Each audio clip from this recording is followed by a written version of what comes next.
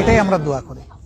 যারা আসে নাই তাদের কাছে আমাদের সালাম পৌঁছাবেন, মা বোনদের কাছে আমাদের সালাম পৌঁছাবেন, দোয়া করতে বলবেন। আপনাদের এই প্রাপ্য হকগুলো কাঁধে করে তুলে নিয়ে যদি বাড়িতে দিয়ে আসতে পারতাম, মনে করতাম যে আমাদের দায়িত্ব পালন হলো। পারলাম না। কেন পারলাম না?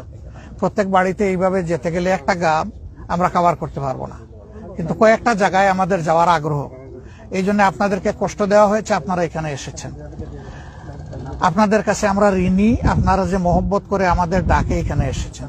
এটা ভুলে যান যে এখানে আপনাদের হাতে আমরা রিলিফ দিচ্ছি, এটা কিচ্ছু না রে ভাই। এটা ভাই এসেছে, ভাইয়ের বাড়িতে হাতে করে নিয়েছে ওই মুরগি কিংবা হাঁস, এর বেশি কিছু না, অথবা 2টা আম কিংবা একটু সবজি, এর বেশি কিচ্ছু না রে ভাই।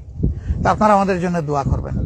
আল্লাহ আপনাদেরকে শান্তিতে রাখুন, দোয়া করবেন আমরা যেন আল্লাহর পথে কাজটা আল্লাহর সন্তুষ্টির জন্য, মানুষের কল্যাণের জন্য মন ভরে করতে পারি। আল্লাহ যেন এই তৌফিক আমাদের দান। আর সমস্ত দলকে আমরা অনুরোধ করব, ভাই যে দল করো, আসো না, গরিবের ডাকে একটু সাড়া দাও, বিপদে একটু হাজির হও। এই জন্য সবার প্রতি আমাদের এই অনুরোধ থাকবে যে সবাই যেন নামে। এ কাজটা তো শুধু একা আমরা পারবো না, সবাই মিলে কিছু করলে আলহামদুলিল্লাহ মানুষের কষ্টটা দূর হবে। আল্লাহ আমাদের সহায় হোক। আসসালামু আলাইকুম।